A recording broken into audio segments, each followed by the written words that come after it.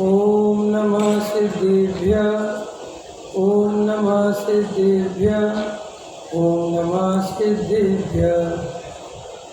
मंगलमय मंगलकरण वीतराग विज्ञान, नमो तार जाते भय अरहंतादि महान।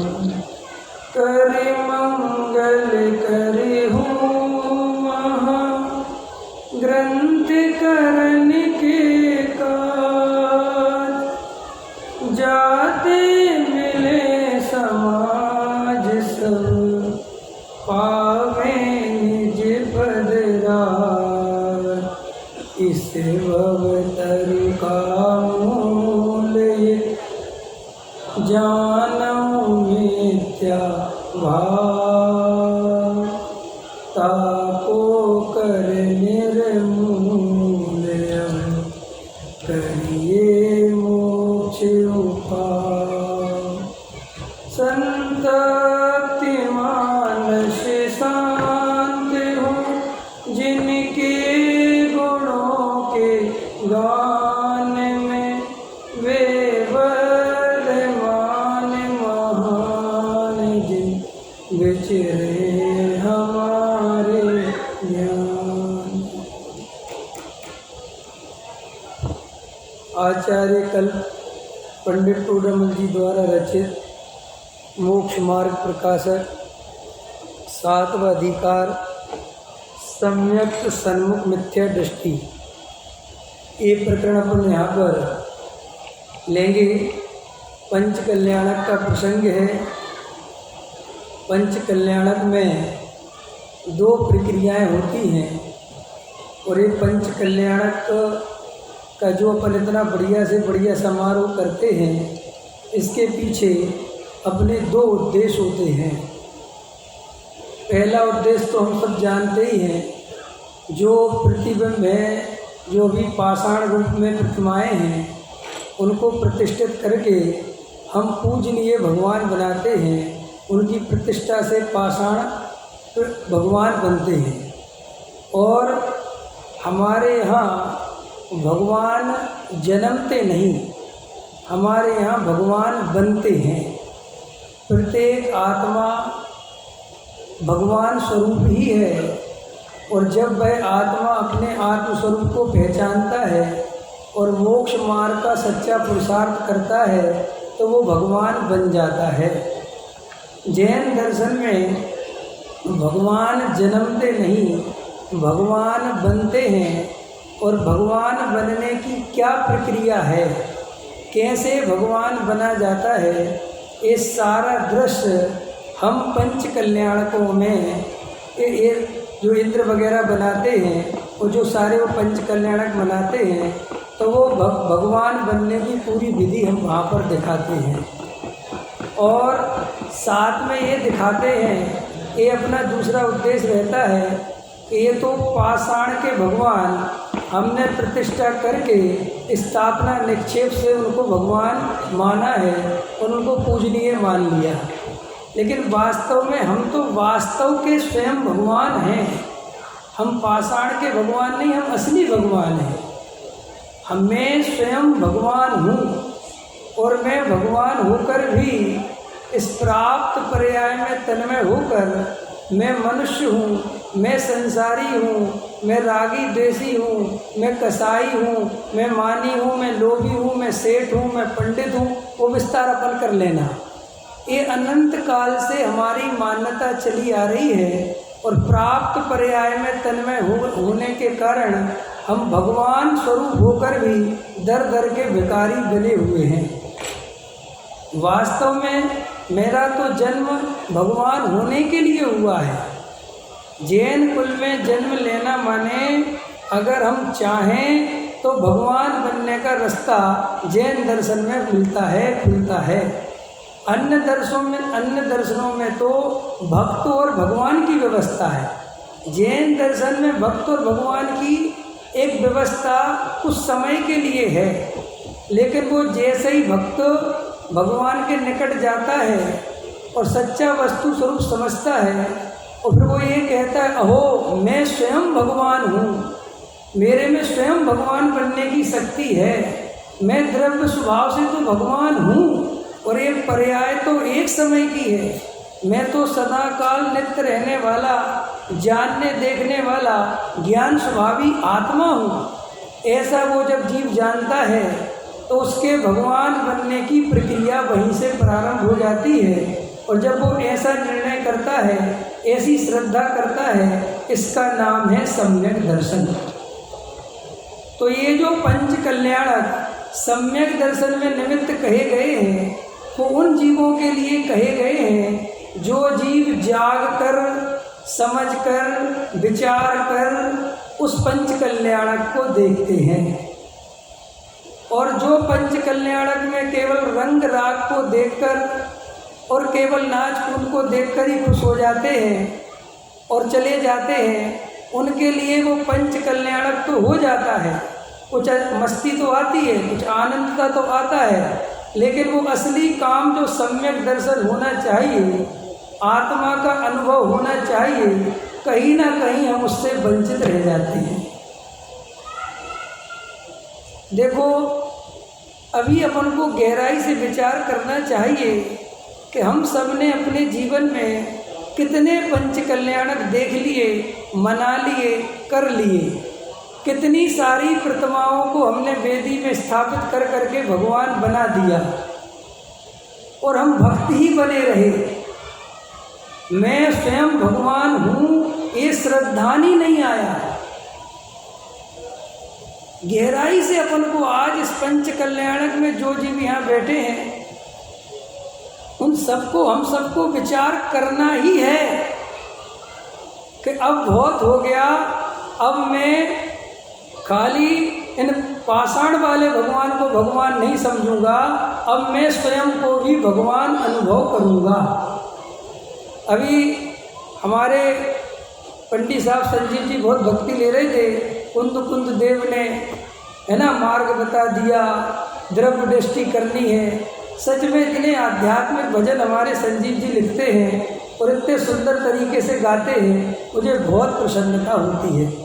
कम से कम इन भजनों में आध्यात्मिकता तो और वस्तु स्वरूप तो आ ही रहा है और उसको गाने की शैली भी बहुत मधुर है। तो उन भजनों में भी अपन को वस्तु स्वरूप समझना है। देखो, हम सब जैन दर्शन में रंग राग के लिए कोई स्थान नहीं है। जैन दर्शन केवल वीतरागता का पोषण करने वाला है। ये तो हमारी कमजोरी है कि हमें राग के बिना मजा नहीं आता। ये तो हमारी कमजोरी है कि हमें म्यूजिक के साथ भजन सुनाना पड़ता है। ये हमारी कमजोरी है, ये हमारी कोई विशेषता नहीं है। लेकिन अगर अपन रंग राग में भूल जाते हैं और वीतरागता हमारा लक्ष्य नहीं रह जाता, वेद ज्ञान, तत्व निर्णय, तत्व विचार अगर हमारे पास नहीं रह जाता, तो वास्तव में इतनी भीड़ में से छटकर इस तत्व ज्ञान के मार्ग में आना भी कहीं निष्फल न चला जाए। इस सब को, हम सबको गहरा विचार करने का अवसर है। मैं तो पहली बार पंच कल्याणक में प्रवचन कर रहा हूँ, लेकिन 18 साल की उम्र से पंच कल्याणक देख तो रहा ही। समझ में आया? तो ये पंच कल्याणक का उद्देश्य, तेरे हुए कल्याण 5, एक बार मेरा कल्याण कर दे। सुना होगा ये भजन, बहुत चलता था, रविंद्र जी ने गाया था।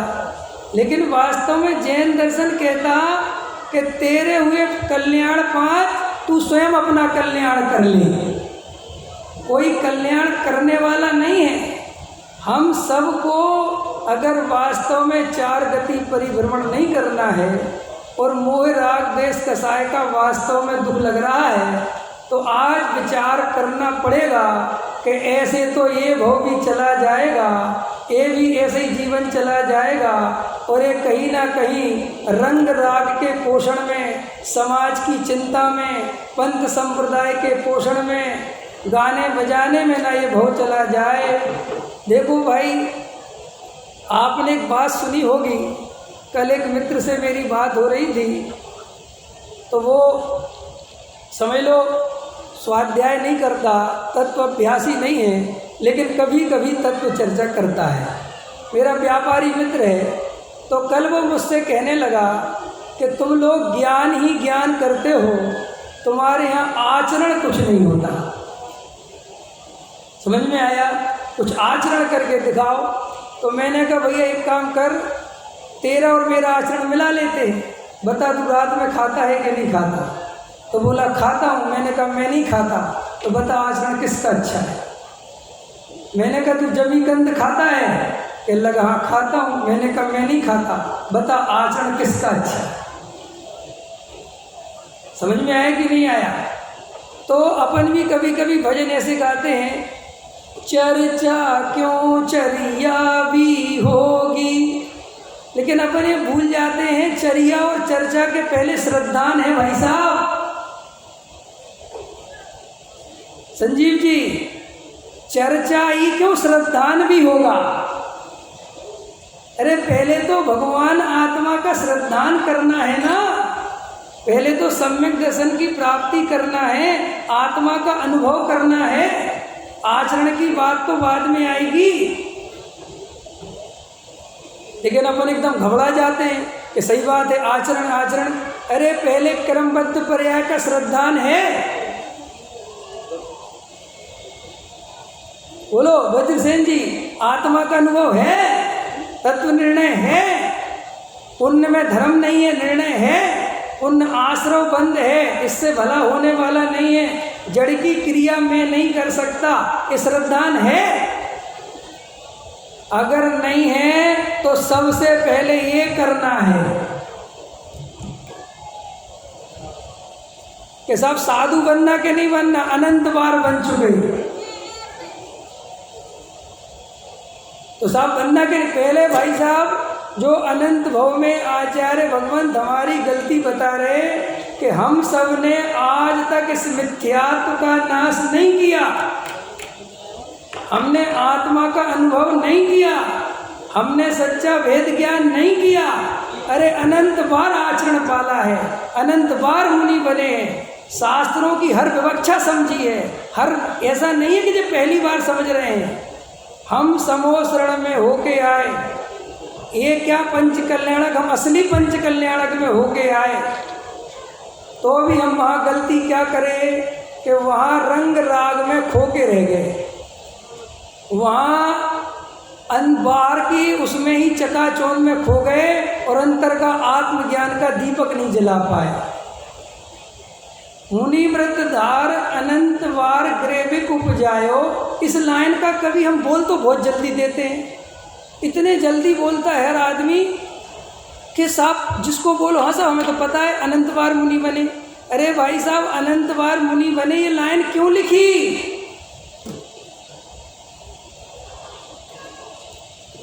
भाई साहब धवल जी, सुनील जी, क्यों लिखी ये लाइन?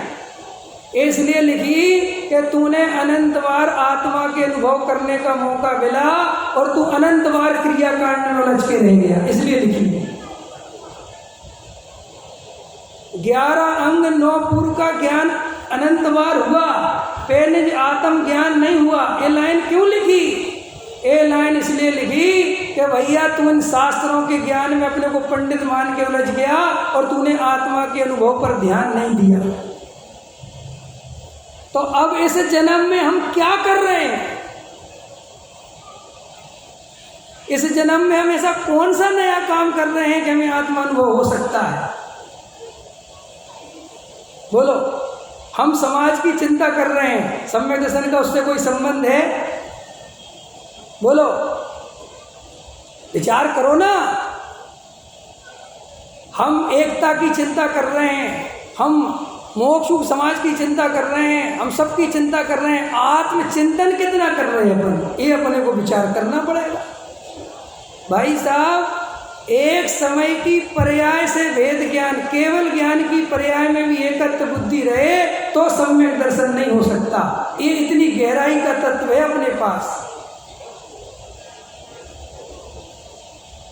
अभी अपन को सबको विचार करना है मैं आपके लिए नहीं कह रहा हूँ, मैं तो अपने लिए कह रहा हूँ। अगर आपको अच्छा लगे तो आप भी समझना, क्योंकि कहना तो किसी ना किसी को पड़ेगा ही ना। ये वैसे ही सिस्टम है कि थाली भोजन ढका हुआ रखा है, भूख तो सबको लग रही है, लेकिन शुरुआत कौन करे? अभी संजीव जी भक्ति करा रहे थे ना, तो मन तो सबका करता था नाचने का, लेकिन पहला एक आदमी थोड़ा नाचने की हिम्मत दिखाता है तो फिर 2-4 को हिम्मत आती, फिर सबको आ जाती है। बस ऐसे ही मैं वो हिम्मत तुम्हारे अंदर जगाना चाहता हूँ कि अब नहीं जागे तो कभी नहीं जाग पाएंगे। ये सब नेतागिरी में भाव चला जाएगा, राजनीति में भाव चला जाएगा, संस्थाओं के संवर्धन पोषण, ये वो फलाना ठिकाना जो है तुम लगा लेना, उन सब में हमारा भाव जा रहा है भाई साहब। और ये भाव बहुत कीमती है। पंच कल्याणक तो वो पंच कल्याणक कहलाता है जिसमें जीव अगर 5 दिन रुके तो सम्यक दर्शन लेके जाए, उसका नाम पंच कल्याणक में जाना है। और किसने कितना अच्छा बोला, किसने कितना अच्छा इंद्र बना, कौन क्या किया क्या नहीं किया, ये लेके गए तो तुम कुछ लेके नहीं गए। भैया भगवान की प्रतिष्ठा के साथ साथ अपनी प्रतिष्ठा करनी है। और सच्ची बात पूछो, वे स्थापना निक्षेप से भगवान है, और हम कौन से स्थापना निक्षेप से हैं? ज्ञापन बोलो ऋषभ जी भाई साहब बोलो, अपन स्थापना निक्षेप से भगवान है कि वास्तव में भगवान है? बोलो, अपन वास्तविक भगवान की कद्र नहीं है, उस पर अपना ध्यान नहीं है, समझ में आया? उस तरफ दृष्टि नहीं है, और मात्र बाहर के भगवान में ऐसे मस्त हैं कि अंदर के भगवान को ही भुला दिया। जबकि हम आए काहे के लिए दिन भगवानों के पास? ऐसा ही प्रभु मैं भी हूँ, ये प्रतिबिंब सो मेरा है। ओ, ये पंडित साहब की रचना अद्भुत है। ऐसा ही प्रभु मैं भी हूँ, ये प्रतिबिंब सो मेरा है। इसमें ठहराव देखना, ये भक्ति में ठहराव है। भगवान के सामने रुको, उनकी तरफ देखो और फिर बोलो, ऐसा ही प्रभु मैं भी हूँ, ये प्रतिबिंब सो मेरा है। भली भांति मैंने पहचाना। ये भली भांति शब्द क्यों डाला पता है?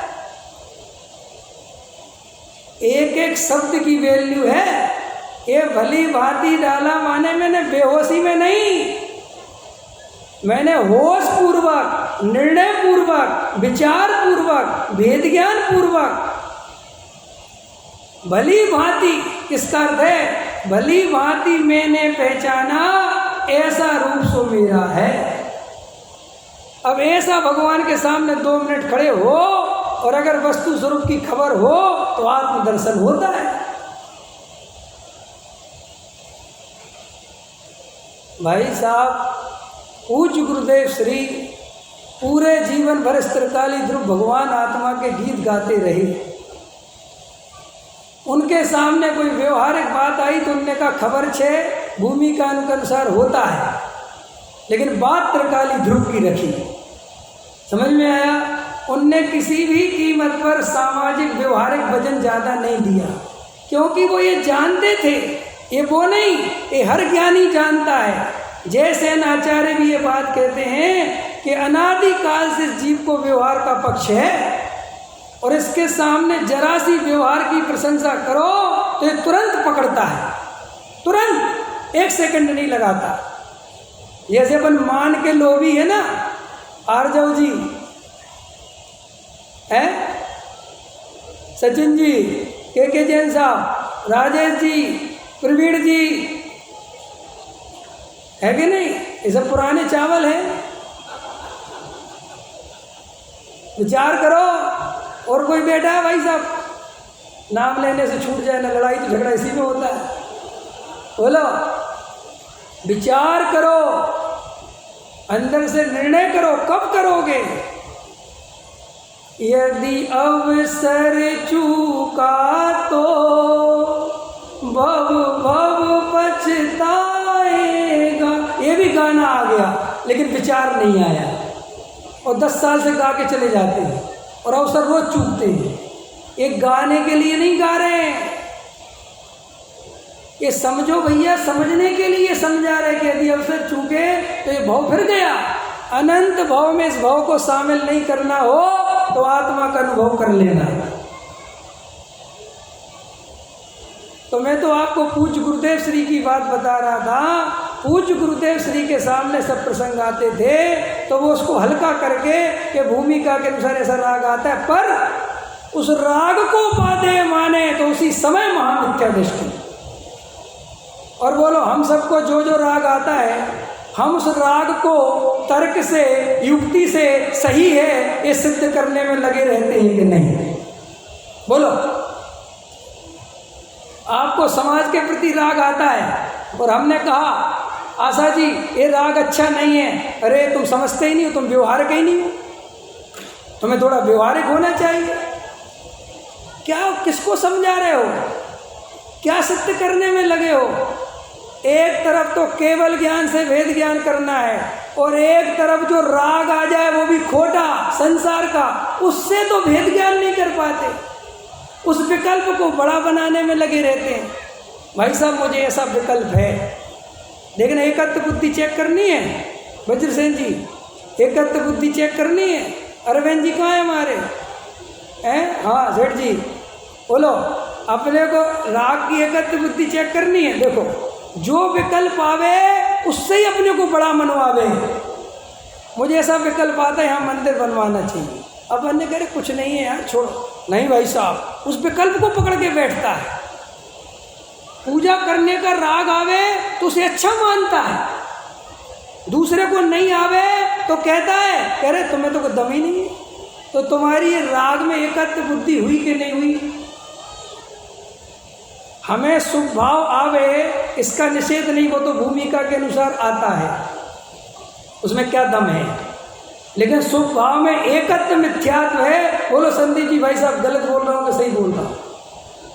राग में एकत्व मिथ्यात्व है कि नहीं? जड़ की क्रिया में एकत्व मिथ्यात्व है कि नहीं? या जवाब दो, चलो शुभ भाव करना चाहिए कि नहीं करना चाहिए? बताओ, जवाब दो। नहीं है जवाब। शुभ भाव करना चाहिए कि नहीं करना चाहिए? अगर आत्मार्थी पक्के हो गए और सच्चा तत्व निर्णय करा होगा तो अंदर से ये जवाब आएगा, शुभ भाव किया नहीं जाता, शुभ भाव भूमिका के अनुसार हुए बिना रहता नहीं। इसलिए पंडित जी ये प्रश्न ही सही नहीं है। लोग कहते हैं कि शुभ भाव का निषेध करेंगे तो लोग शुभ भाव करना छोड़ देंगे। मेरा प्रश्न है, अशुभ भाव का इतना निषेध किया, अशुभ भाव क्यों नहीं छोड़ा? नहीं समझ में आया? क्या कहा भाई? हमने बोला दुकान चलाने में कोई दम नहीं है, दुकान चलाना नहीं छोड़ा भाई साहब ने। और हमने कहा मंदिर आने में कोई दम नहीं है, ये सब आश्रम है। बोले ठीक, कल से बंद। तो इसका मतलब क्या है? इसका मतलब है कि तू डंडे के जोर पे मंदिर आ रहा था, अंदर तो मंदिर आना ही नहीं चाहता था। बस तुझे तो मेरे जैसे कोई पंडित जी चाहिए थे कि जरा सा कह दे कि इसमें कोई दम नहीं है, बस कल से दुकान 9 बजे की जगह 8 बजे पहुंच जाऊंगा। अब फिर लोग कहते हैं कि लोग छल ग्रहण कर लेते हैं, तो भाई साहब कर लो। जिनका संसार अनंत है वे छल ग्रहण करेंगे, ऐसा ही वस्तु का स्वरूप है, उसकी हमारी जिम्मेदारी नहीं है। जब आदिनाथ भगवान ने कोई जिम्मेदारी नहीं ली, मारीची बिगड़ गया ना, हम क्या कर सकते हैं? हम क्या, वस्तु स्वरूप में यही तो समझना है कि वास्तव में कोई किसी का कुछ नहीं कर सकता। हमें तो परम सत्य बताना ही है। यही जिनेंद्र देव ने बताया है, जिनकी होनहार भली होगी वे गारंटी से इस तत्व ज्ञान को समझेंगे, सम्यक दर्शन की प्राप्ति करेंगे। ये अपने को भरोसा होना चाहिए।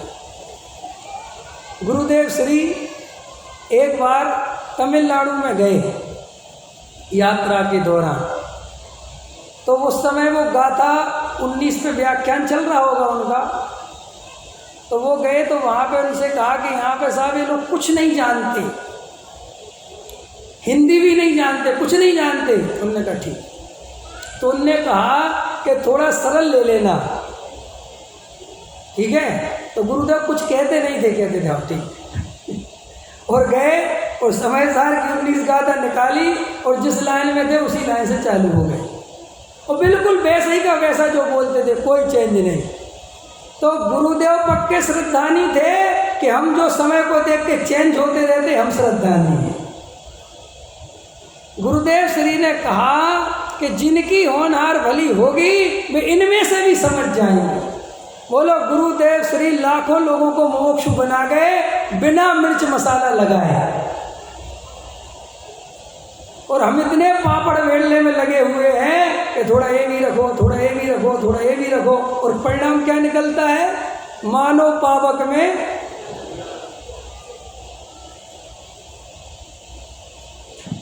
है। संदेश समझ में आ रहा भैया? तो अपने को अपने आत्म कल्याण की चिंता करनी है, जगत की तो भूल कर भी चिंता नहीं करना। ये तो श्रद्धा में श्रद्धा रखना ही, फिर भी भूमिका के अनुसार जगत के जीवों के प्रति करुणा का भाव, तत्व समझाने का भाव आवे तो यही समझाना, इसके अलावा दूसरी बात को सोचना भी मत। अरे हम लोगों की प्रसिद्धि इसी में है कि हमारे यहाँ भगवान बनाने की कला सिखाई जाती है, हमारे यहाँ पर्याय दृष्टि छुड़ाई जाती है, हमारे यहाँ द्रव्य दृष्टि की बात चलती है, हमारे यहाँ पर्यायों से पार त्रिकाली ध्रुव का लक्ष्य बनाने की बात चलती है। हमारे पास कोई और बात है ही नहीं, और हमारी यही प्रसिद्धि सबसे बढ़िया प्रसिद्धि है। पूज्य गुरुदेव श्री भगवान आत्मा के पर्यायवाची बन गए, और भगवान आत्मा पूज्य गुरुदेव श्री का पर्यायवाची बन गया। इससे ज्यादा प्रशंसनीय जगत में कोई काम नहीं है, और हमारे जीवन में भी वैसा ही होना चाहिए। हमें कम लोग सुने, कम सुने और कम सुने, और कोई नहीं सुने, मैं तो अपने आप को सुनूंगा ना भाई साहब। आया तो ये पंच कल्याणक में हमें केवल पाषाण वाले प्रतिमा को भगवान बनते हुए नहीं देखना है, मैं स्वयं भगवान हूँ।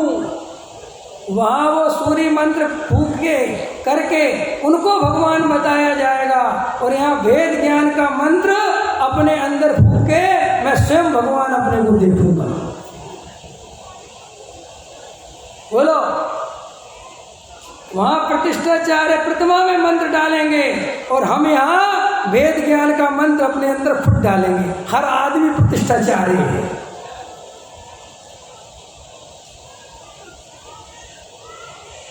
बोलो, हम सब प्रतिष्ठाचार्य हैं, क्योंकि हम स्वयं भगवान बनने की ताकत और वेद ज्ञान का मंत्र जानते हैं। इतनी बात समझ में आई? अब देखो टोडामल जी साहब क्या कहते हैं, आप सब समझते हैं। और जो देखो नए जीव हो भैया, जो अभी पहली दफ़े प्रवचन में आए हो, पहली दफ़े पंच कल्याणक में आए हो, स्वाध्याय में आए हो, उनके लिए भी यही प्रेरणा है कि अगर हमें जैन दर्शन का मर्म समझना है तो आप सब स्वाध्याय से जुड़ें, आप सब स्वाध्याय करें। जो नए जीव यहाँ बैठे हैं वे सब लोग यहाँ से स्वाध्याय करने का नियम लेके जावें, और आपके नगर में, आपके मोहल्ले में जो भी पंडित जी विद्वान जिनका भी प्रवचन चलता हो उसको पढ़ो, सुनो, पाठशाला पढ़ो, सुनो। और आजकल एक ऑनलाइन क्लास चलती है परमागम की, उसमें भी आप पढ़ सकते हो, समझ सकते हो। YouTube के माध्यम से भी आप प्रवचन सुन सकते हो, और अगर खुद पढ़ते हो तो बहुत ही अच्छी बात, खुद तो पढ़ना ही है। खुद को पढ़ने के लिए मोक्ष मार्ग प्रकाशक जैसा ग्रंथ नहीं, बहुत सरल है, सुबोध है, समझ में आता है। तो उनके लिए इतना बोल दिया, ठीक है। अभी आगे चलो, क्या कहते टोडरमल जी वो देखो। अब अपन को सिर्फ ये मेरे बारे में लिख रहे टोडरमल जी, ये 7 अधिकार हैं, मैंने 7वें अधिकार में चर्चा आ रही है, वे सारे व्यवहाराभास समझा चुके हैं और ये अंत में सम्यक सन्मुख मिथ्या दृष्टि। टोडरमल जी साहब अब यहाँ पे ये कह रहे हैं कि तुम्हारे अंदर जितने प्रकार की भूलें हो सकती थी, व्यवहाराभासी, निश्चयाभासी, उभयाभासी, ठीक है। और पहले 2, 3, 4 अधिकार मिथ्या दर्शन, मिथ्या ज्ञान और मिथ्या चारित्र का स्वरूप ले लिया, देवशास्त्र गुरु का स्वरूप ले लिया, सब वक्ता का, श्रोता का, सबका स्वरूप ले लिया। अब 7वें अधिकार में जो जैन मिथ्या दृष्टि है, माने सच्चे देव शास्त्र गुरु को मानते हैं, कुगुरु कुदेव कुशास्त्र को नहीं मानते, रागी देसी देवताओं को नहीं मानते, ऐसे जो अब केवल और केवल मोक्ष के अभिलाषी जीव हैं, जो तत्व के अभिलाषी जीव हैं, जो अपना आत्म कल्याण करना चाहते हैं, उनके लिए टोडरमल जी ने 7वें अधिकार में जो सूक्ष्म भूलें रह जाती हैं उनकी चर्चा की। पर उसके बाद करते करते अब यहाँ पर आए, वो पेज नंबर 257 है, सम्यक सन्मुख मिथ्या दृष्टि। अब टोडरमल जी अपने से कह रहे हैं कि अब हम सब लोग जो अपन की बारीक भूलें पड़ी थी, वो अपनी स्वाध्याय के माध्यम से तत्व विचार आदि करने से निकल गई हैं। अब अपन सम्यक के सन्मुख हो गए हैं। काय के सन्मुख हो गए? अभी काय के सन्मुख थे? मिथ्यात्व के, संसार के, संयोग के। अब वो कह रहे टोडरमल जी साहब कि अपन ने इतना स्वाध्याय करने के बाद अब अपन की दृष्टि बाहर से हटकर अब अंतरंग की तरफ आ गई है। तो क्या कहते हैं देखो, अब जो सम्यक के सन्मुख मिथ्या दृष्टि हैं उनका निरूपण करते हैं तो अभी मिथ्या दृष्टि, लेकिन काय के सन्मुख हो गए हैं? सम्यक के। देखो वो क्या अपन हुए कि नहीं हुए? हाथ उठाओ, सम्यक के सन्मुख कौन कौन हो गया है? वाह, हिम्मत तो करी। इनको देख के 2-4 और उठाओ। हुए कि नहीं हुए? यहाँ कोई ऐसा तो नहीं बैठा जो भी रागी देसी देवताओं को मानता हो, भगवान को करता धरता मानता हो, पुण्य में धर्म बुद्धि बैठी हो, पुण्य से लाभ मानता हो। अगर ऐसा मानता है तो उसे ये अधिकार द्वारा से विशेष रूप से पढ़ना चाहिए। चलो मैं ये मान के चल रहा हूँ कि अपन सम्यक के सन्मुख आ गए। तो देखो क्या कहते हैं, कोई मंद कसाय आदि का कारण पाकर ज्ञानावर्णादि कर्मों का क्षयोपशम हुआ, जिससे तत्व विचार करने की शक्ति हुई। टोडरमल जी साहब कह रहे हैं महाभाग्य का उदय है कि हमारी कसाई की मंदता है कि हम ये स्वाध्याय करने वालों से जुड़ गए, वस्तु स्वरूप समझने बैठ गए और हमें इतना ज्ञानावरण का क्षयोपशम है, ये स्वाध्याय की सारी बात समझ में आती है। तो क्या कहते हैं कि तत्व विचार करने की शक्ति हुई। तो शक्ति हम सबको हुई और मोह मंद हुआ। कि मोह कैसे मंद हुआ? कि जो भगवान आत्मा की बात रुचि पूर्वक सुनने लगे, वो गारंटी से उसका मोह मंद है। लेकिन अगर वो आत्मा की बात रुचि पूर्वक सुने तो, लेकिन गहराई से तत्व विचार आदि नहीं करे, तो ये थोड़े देर में काल व्यतीत हो जाएगा और वो मंद कसाय तीव्र होने में देर नहीं लगेगी। इसलिए देखो क्या होता है, कभी कभी अपन लोग जब नए नए मुमुक्षु बनते हैं, नए नए तत्व अभ्यास में लगते हैं, नए नए स्वाध्याय से जुड़ते हैं, तो अपने को अंदर से वेद ज्ञान की भावना बहुत तीव्र रहती है, अपन को आत्म कल्याण की भावना बहुत तीव्र रहती है और अपन को ये भाव बहुत आता है कि अहो मैंने तो ये बात कभी सुनी नहीं, अरे मैं तो कहाँ घृत मिथ्यात्व में लगा था, अरे रे मैं तो क्या रागी देसी देवताओं को पूछता था, मेरा तो जीवन कितना भ्रष्ट था। ऐसा बहुत अंदर से खेद पूर्वक, अंदर से भेद ज्ञान की भावना जब नया नया जीव तत्व ज्ञान के मार्ग में लगता है तो उसकी जगती है भावना। लेकिन होता क्या है कि वो धीरे धीरे वो उसकी गहराई में न जाकर यहीं ऊपर ऊपर उलझने लगता है, और फिर अपन तो उसे नेता बनाने से छोड़ते नहीं। फिर अपन उसे क्या करते हैं, समाज में कुछ ना कुछ पद और कुछ प्रतिष्ठा और मान और सम्मान और फिर ये सब देना चालू कर देते हैं। तो वो धीरे धीरे वो जो उसका मोह मंद हुआ था वो वापस मोह तीव्र हो जाता है। ये हम सबकी स्थिति है। जो पुराने मुमुक्षु हैं वे विचार करें तो ख्याल में आता है कि हम जब नए नए तत्व ज्ञान में लगे थे उस समय हमारी जो परिणति आत्मकल्याण की उछलती थी, अब वो ना उछल के मान आदि की परिणति उछलती है। तो क्या लिख रहे हैं टोडेमल जी के मोह मंद हुआ जिससे तत्व विचार में उद्यम हुआ, तथा बाह्य निमित्त देव गुरु शास्त्र आदि का हुआ, उनसे सच्चे उपदेश का लाभ हुआ। हुआ कि नहीं हुआ शोभित? बोलो भाई साहब, लाभ हुआ नहीं? राजेश जी अभी नहीं हुआ, नहीं हुआ ना, कोई बात नहीं। बोलो हुआ कि नहीं हुआ? मनीष जी, यहाँ टोडेमल जी कह रहे हैं कि सच्चे उपदेश का लाभ हो गया। अब देखो क्या कहते हैं, वहाँ अपने प्रयोजन भूत मोक्ष मार्ग देव गुरु धर्मादि जीवादि तत्व निज पर और अपने को अहितकारी हितकारी भाव इत्यादि के उपदेश से सावधान होकर ऐसा विचार किया। क्या प्रयोजन भूत बताया? देव गुरु धर्म जीवादि तत्व निज पर और अपने को हितकारी हितकारी भाव, ये सावधानी पूर्वक सुने। ये सावधानी पूर्वक सुने कि नहीं सुने? अगर सुने होंगे तो ये बात आएगी, अहो मुझे तो इन बातों की खबर ही नहीं थी। ऐसा भाव सच बात बताओ आया कि नहीं आया? मनीष जी, सोधर्मेंद्र जी, आया कि नहीं आया? अहो मुझे तो इन बातों की खबर ही नहीं थी, मैं भ्रम से भूलकर प्राप्त पर्याय में ही तन्मय हुआ। ये प्राप्त पर्याय समझते हैं? पंच कल्याणक में आए तो यहीं तन्मय हो गए, घर भूल गए। बोलो सोधर्मेंद्र जी, भूल गए कि नहीं भूल गए? पता ही नहीं फैक्ट्री का क्या हो रहा है, एकदम यहीं एकदम रच पच गए। जो कार्यकर्ता बने बिल्कुल रच पच गए, बस पंच कल्याणक पंच कल्याणक पंच कल्याणक। अभी यहाँ तन्मय है और जैसे ही ये पंच कल्याणक पूरा होगा और फिर वो सारी घर की व्यवस्था चरमरा गई होगी,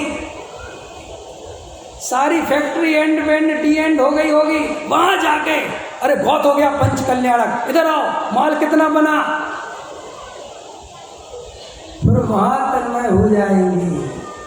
ऐसे हर प्रसंग में तन्मय होते रहते हैं और एक प्रवचन सुनते रहते हैं और बोलते रहते हैं मुझे तो इन बातों की क्योंकि इतना रटा दिया कि सबरे पंडित हो गए। एक तोते की कहानी है, बहुत अच्छी सुनाते हैं हम। एक तोता था गुरुजी का, तो गुरुजी को बहुत डर लगता था कि ये तोता शिकारी के जाल में ना फंस जाए, और शिकारी तो घूमते ही हैं। तो गुरुजी ने उस तोते को पिंजड़े में बंद करके पहले पाठ पढ़ाया। शिकारी आता है, जाल बिछाता है, दाना डालता है, दाना खाने जाते हैं, जाल में फंस जाते हैं। समझ में आया? शिकारी आएगा, दाना खाने नहीं जाएंगे, नहीं जाल में फंसेंगे। सब सिखा दिया। तोता एकदम 15 दिन में 20 दिन में मास्टरी हो गई। गुरुजी को देखते ही बोलने लगे, शिकारी आता है, जाल बिछाता है। गुरुजी ने कहा तो तोता बहुत होशियार हो गया, अब किसी के जाल में नहीं फंसेगा। और उन्होंने पिंजड़ा खोल दिया और कहा जा आज से तू आज़ाद। तोते से पिंजड़ा उड़ा और उड़ते उड़ते तोता एक डाल पे बैठ गया और अपनी आज़ादी का जश्न मना रहा था कि वाह हम आज़ाद हो गए, हम आज़ाद हो गए। समझ में आया? इतने में एक शिकारी आया तो तोता बोल रहा था, शिकारी आता है, जाल बिछाता है, दाना डालता है, दाना खाने जाते हैं और जाल में फंस जाते हैं। शिकारी ने उसकी उपदेश सुना, कह रही ये तो तोता बहुत ज्ञान वाला है, इसको तो जाल में नहीं फंसा सकते। और शिकारी निराश होकर लौटने लगा। जब 10-20 मीटर आगे बढ़ा तो उसे ध्यान आया, अरे मैं भी मूर्ख हूँ, है तो तोता ही और तोतों का काम है रटना और मैं हूँ शिकारी, मेरा काम है जाल बिछाना। और शिकारी ने जाल बिछाया और दाना डाला और तोता तुरंत डाल से नीचे आया, दाना खाने गया और जाल में फंस गया। और जाल में फंसे फंसे क्या चिल्लाता है, शिकारी आता है, जाल बिछाता है, दाना डालता है। और उसी गुरुजी के सामने वो लेके निकल गया तो गुरुजी ने अपना माथा पकड़ लिया। ऐसे ही कहीं वो तोते हम तो नहीं हैं। बोलो समय सार की 6 नंबर की गाथा में क्या लिखा है? पंडित जी आपको इतना भी पता नहीं है क्या? बोलो समय सार की 19वीं गाथा में क्या लिखा है? अरे एकदम तोते की तरह तुमने भी रट लिया और हमने भी रट लिया और दोनों तोता तोता खेलते हैं। समझ में आया? और शिकारी आता है माने वो पर्याय आती है और अपना जाल बिछाती है और हम उसमें कब तन्मय हो जाते हैं हमें कुछ होश नहीं है। कब हम मंत्री में अटक गए, कब अध्यक्ष उपाध्यक्षों में अटक गए, कब हम मंदिर के, ठीक है ऋषभ जी काफ़ी है, हमारे ऋषभ जी कहते तुम संभाल लिया करो, ठीक है बोलो, हमें पता ही नहीं है और हम उसी जाल में फंसे फंसे चल रहे हैं। पर्याय दृष्टि मत करना, ओ नाच रहे हैं, पर्याय दृष्टि मत कर, और पूछ रहे वीडियो सही बनाना, वीडियो सही बनाना तुम, और बाद में वीडियो देख रहे कि मैं सही नाचा कि नहीं नाचा। ये हालत है। और फिर अपने पास तो सबसे बढ़िया है, कुछ भी करते जाओ व्यवहार के खाते में शामिल करते जाओ। हमारे आचार्य भगवान बहुत होशियार थे, वे जानते थे कि अज्ञानी जीव ये मानेगा नहीं, तो उन्होंने क्या किया, एक व्यवहार नय का खाता खोला और उन्होंने कहा कि जो कुछ भी अटरम सटरम आवे सब व्यवहार नय के खाते में जमा करते रहना। समझ में आया? और जो परमार्थ की बात आवे उसे आत्म कल्याण की बात समझना। टोडामल जी साहब ने तो लिखा है, परमार्थ की बात आवे तो श्रद्धान करना और व्यवहार की बात आवे तो तुरंत निश्चय करना कि ऐसा वस्तु का स्वरूप नहीं है, ये उपचार से कहा गया कथन है, ऐसा जानकर उसकी श्रद्धा छोड़ना। लेकिन हम ये व्यवहार को इतना पानी देते हैं, इतना पानी देते हैं कि वो निश्चय की बगिया सूखी जा रही, सूखी जा रही, सूखी जा रही। भाई साहब ये अवसर द्वारा नहीं मिलेगा, पंथ संप्रदाय से ऊपर उठ जाओ। अरे पंथ संप्रदाय से ही तो निकलकर अपन आत्मज्ञान के मार्ग में आए थे और यहीं नहीं चक्रों में फंस गए, तो यहाँ आना भी हमारा व्यर्थ चला गया। बोलो, समाज का कभी मोक्ष नहीं होता, समाजों का कभी सम्यक दर्शन नहीं होता, सम्यक दर्शन व्यक्तिगत होता है, अपने आप को होता है। सारी समाज को सम्यक दर्शन हो जाए ऐसा 3 काल में संभव नहीं है। सबरे ही मोक्ष में चले जाए ऐसा 3 काल में संभव नहीं है। और सबसे मुद्दे की बात सुनो, जब मिथ्यात्व नाश करे बिना कोई कसाय का नाश हो ही नहीं सकता। मिथ्यात्व के नाश करे बिना कोई क्रिया सार्थक हो ही नहीं सकती।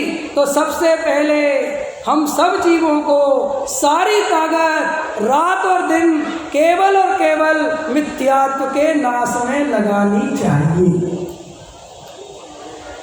और देखो इसके लिए क्या लिखा टोडरमल जी ने, मिथ्यात्व के नाश के लिए, देखो तत्व विचार की महिमा।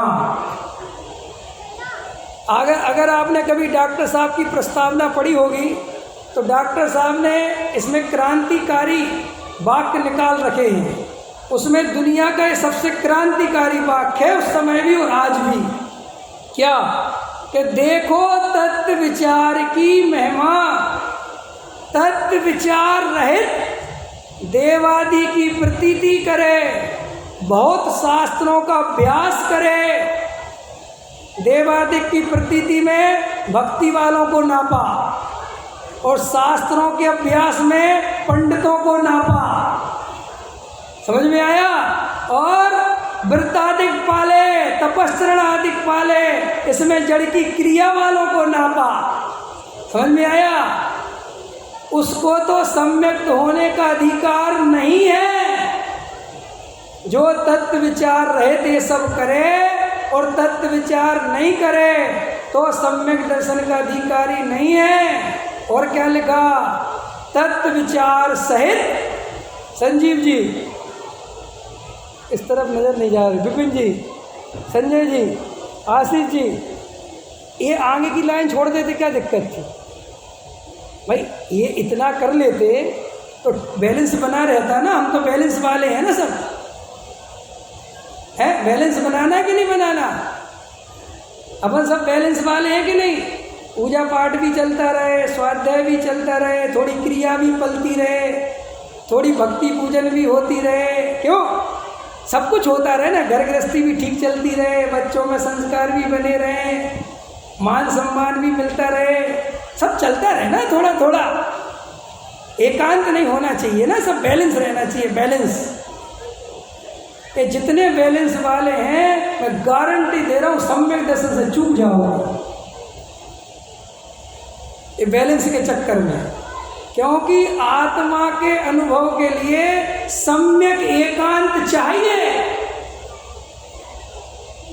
क्या चाहिए? गुरुदेव श्री को पढ़ना सुनना, अगर नहीं सुनते पढ़ते तो अनेकांत का ज्ञान चाहिए। और आत्मानुभव के लिए उस अनेकांत में से जो परम शुद्ध निश्चय नय का भगवान आत्मा जो त्रिकाली ध्रुव विषय है उसकी श्रद्धा चाहिए, तब जाके आत्मानुभूति होती है।